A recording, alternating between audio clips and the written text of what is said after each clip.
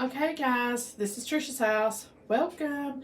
This is just a friendly reminder to clean or replace your filters for your AC while this is hot. If you're hot where it's at or where you're not hot, these AC filters need to be changed or cleaned.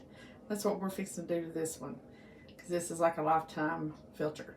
You just clean it and put it back. So here we go.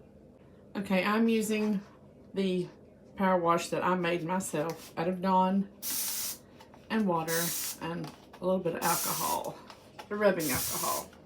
So we're going to spray this down and then we'll show you the rest.